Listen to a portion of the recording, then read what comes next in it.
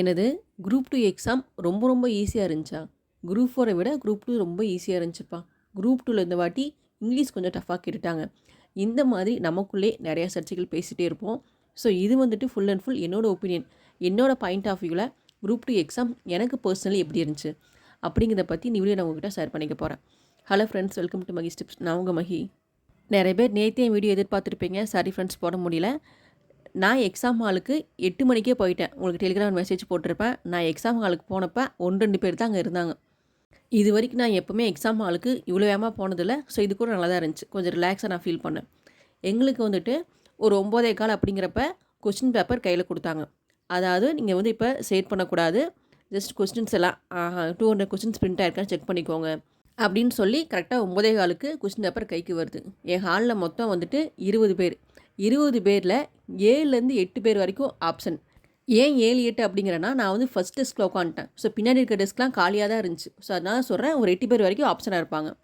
அந்த question paper கொண்டு வர கவர் வந்துட்டு எங்கள் முன்னாடி 4 பக்கமும் காமிச்சிட்டு அதுக்கப்புறம் தான் அந்த மேம் வந்து ஓப்பன் பண்ணாங்க. ப்ளஸ் எங்ககிட்ட சைன் வாங்கிட்டாங்க. ஸோ இந்த ப்ராசஸ்லாம் கரெக்டாக நடந்துச்சு. எனக்கு வந்து கொஸ்டின் பேப்பர் வந்துட்டு ஃபுல் அண்ட் ஃபுல் 2 பக்கம் சீல் வச்சு தான் என் கைக்கு வந்துச்சு. இப்போ கொஸ்டின் பேப்பர் கைக்கு வந்துருச்சு. எடுத்தோன்னே என்ன பண்ணுவோம்? தமிழ் கொஸ்டின் பேப்பர் தான் ரீட் பண்ணுவோம். நானும் தமிழ் தான் எடுத்து ரீட் பண்ணேன். கேள்வியை மட்டும் ரீட் பண்ணேன். கேள்வியை படிக்க படிக்க எனக்கு அப்படி ஒரு ஆனந்தம். என்னடா இது எல்லாமே நமக்கு தெரிஞ்ச கேள்வியாகவே இருக்குதே அப்படின்னு. வெயிட் பண்ணுங்கள். கேள்வி தான் தெரிஞ்ச கேள்வியாக இருந்துச்சு. அதுக்கு கீழே கொடுத்துருக்க 5 ஆப்ஷனை பார்க்குறப்ப தெரிஞ்ச கேள்விக்கே பதில் குழப்புற மாதிரி இருந்துச்சு. எல்லாமே தெரிஞ்ச கேள்விமாக தான் இருக்குது. பட் அதோட ஆப்ஷனை வச்சு பார்க்குறப்ப தெரிஞ்ச மாதிரி இருக்குது, தெரியாத மாதிரி இருக்குது. ஸோ என்ன சொல்ல வரேன் அப்படின்னா, தமிழை பொறுத்த வரைக்கும் எனக்கு ஈஸி இல்லை, டஃப் இல்லை, மாடிரேட்டாக தான் இருந்துச்சு. கலை சொற்கள், நிறைய கலை சொற்களுக்கு வந்து ஆன்சர் தெரியல. சில கலை சொற்கள் எங்கேயுமே படித்த மாதிரி ஞாபகமே இல்லை. ஸோ தமிழில் வந்துட்டு ஒரு 70 கேள்விக்கு மேலே வந்துட்டு மற்ற கேள்விலாம் இதெல்லாம் எங்கே இருக்குது புக்கில் இல்லையோ, போன வாட்டி மாதிரி ஒழிச்சு விழுந்து எடுத்துட்டானோ அந்த மாதிரி திங்கிங்லாம் இருந்துச்சு. ஆனால் இந்த வாட்டி போன குரூப் 4 மாதிரி ரொம்ப ஓவராக ஒழிச்சுவடி கொஸ்டின்ஸ்லாம் அவங்க போகல. ஜஸ்ட் உங்களுக்கு சிலபஸ் ஓரியன்டாக ஓலைச்சுவடிக்கெலாம் போகாமல் அப்படியே ஒரு பிஏ தமிழ் அப்படிங்கிற லெவலுக்கு எடுத்துருக்குறாங்க.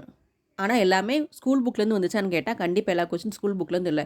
எனக்கு தெரிஞ்ச ஒரு 35 கொஸ்டின்ஸ் பக்கத்தில் ஸ்கூல் புக்லேருந்து வந்திருக்கலாம். அதை நான் உங்களுக்கு செக் பண்ணிவிட்டு ஒரு 3 டேஸில் அப்டேட் பண்ணுறேன். ஸ்கூல் புக்லேருந்து தமிழ் எவ்வளோ கொஸ்டின் கேட்டிருக்கிறாங்க அப்படின்னு. சரி, அப்படியே வாங்க. அடுத்து என்ன, ஜிஎஸ் பக்கம் போகலாம். என்னை பொறுத்த வரைக்கும் ஜிஎஸ் ஓரளவுக்கு ஓகே தான். ஏன் அப்படி சொல்கிறேன்னா, போன வாட்டி மாதிரி ரொம்ப கூற்றுக்காரணமாக ஃபுல்லாக கேட்காம இந்த வாட்டியும் கேட்டிருக்கிறாங்க. போன குரூப் 4 கம்பேர் பண்ணுறப்ப இப்போ பரவாயில்ல. போன குரூப் 4ஓட குரூப் 2 ரொம்ப மோசமாக கூற்றுக்காரணம் கேட்டிருக்காங்கப்பா அப்படின்னு சொல்கிறதுக்கு இல்லாமல் பரவாயில்லங்கிற அளவுக்கு கூற்றுக்காரணம் கொஸ்டின் இருக்குது. இந்த வாட்டி எனக்கு மேக்ஸ் கொஞ்சம் டஃப்பாக தான் இருந்துச்சு. மேக்ஸில் அந்த பச்சை, சிவப்பு, மஞ்சள், ஊதான்னு ஒரு கொஸ்டின் கேட்டிருந்தான். எனக்கு அது என்னென்னு விளங்கவே இல்லை. யாருக்காவது அதுக்கு ஆன்சர் தெரிஞ்சுன்னா மறக்காமல் கமெண்ட்டில் சொல்லுங்கள். இதே மாதிரி மேக்ஸில் இன்னொன்று மேலே அம்புக்குறி போட்டு ஒரு கொஸ்டின் கேட்டிருந்தான். எனக்கு அதுவுமே புரியல. ஸோ இந்த மாதிரி மேக்ஸில் என்னன்னே புரியாத கேள்வி 2-3 கேள்வி உள்ள இருந்துச்சு. ஸோ இந்த வாட்டி மேக்ஸில் ஒரு 18-20 வரைக்கும் போடலாம். ஆல்ரெடி எனக்கு மேக்ஸ் சுத்தமாக வராது. ஸோ என்னை பொறுத்த வரைக்கும் மேக்ஸு அதிகபட்சம் 18+ அவ்வளோதான். அதுக்கு மேலே போகிறது ரொம்ப கஷ்டம். ஸோ நீங்கள் எவ்வளோ மேக்ஸில் போடுவீங்கிறத மறக்காமல் கமெண்ட் பண்ணுங்கள். இன்னும் நான் வந்துட்டு எவ்வளோ மார்க்ஸ் எனக்கு வருது நான் கால்குலேட் பண்ணவே இல்லை. ஸோ உங்களுக்கு நெக்ஸ்ட் வீடியோவில் நான் வந்துட்டு எனக்கு தமிழில் எவ்வளோ மார்க் வருது, ஜிஎஸ்ல எவ்வளோ வருது, மேக்ஸில் எவ்வளோ வருதுங்கிறத மறக்காமல் உங்களுக்கு நான் ஷேர் பண்ணுறேன். அதே மாதிரி ஜென்ரல் இங்கிலீஷ் ரொம்ப கஷ்டமாக இருக்குன்னு சொல்லிக்கிறாங்க எல்லோரும். எனக்கு வந்துட்டு ஜென்ரல் இங்கிலீஷ் பற்றி ஐடியாவே கிடையாது. கஷ்டமாக இருந்துச்சான்னு எனக்கு தெரியல. யாராவது ஜென்ரல் இங்கிலீஷ் எழுதியிருந்தால் உங்களோட ஒப்பீனியன் நீங்கள் சொல்லுங்கள் கஷ்டமாக இருந்துச்சு அப்படின்னு. ஏன்னா நான் வந்துட்டு தமிழ் மீடியம் ஸ்டூடெண்ட்ஸ். எனக்கு உங்கள் கொஸ்டின் பேப்பர் நான் பார்த்தா கூட எனக்கு அது கஷ்டமாக எனக்கு தெரியாது. ஸோ இங்கிலீஷ் மீடியம் ஸ்டூடெண்ட்ஸ் இங்கே ஜென்ரல் இங்கிலீஷ் எழுதியிருந்தீங்க அப்படின்னா இப்படி இருந்துச்சுங்க மறக்காமல் சொல்லுங்கள். அப்போ தான் எனக்கு அது தெரிய வரும். ஸோ அதுக்காக தான் கேட்குறேன். ஸோ ஃபைனலி எனக்கு வந்துட்டு தமிழ் வந்து மாட்ரேட்டாக இருந்துச்சு. ஜிஎஸ் வந்து ஓகே. மேக்ஸ் வந்து எனக்கு டஃப்பாக தான் இருந்துச்சு. ஸோ இதுதான் என்னோட குரூப் 2 எக்ஸ்பீரியன்ஸ். இது வந்து நான் இப்போ குரூப் 4 படிச்சுட்டு இருக்கிற ஆஸ்பிரன்ஸ்க்காக சொல்லிக்கிறேன். நீங்கள் வந்துட்டு இந்த குரூப் 2 கொஸ்டின் பேப்பர் டவுன்லோட் பண்ணி வீட்டில் ஒரு 3 மணி நேரம் உட்காந்து எக்ஸாம் எழுதுங்க. அப்போ தான் உங்களுக்கு தெரிய வரும் குரூப் 2 ரொம்ப ரொம்ப ஈஸி கிடையாது அப்படின்னு. அதை நீங்கள் அக்செப்ட் பண்ணால் மட்டும்தான் நீங்கள் இப்போ குரூப் 4 ஃபோக்கஸ் பண்ணி படிக்க முடியும். ஸோ அதுக்காக தான் சொல்கிறேன்.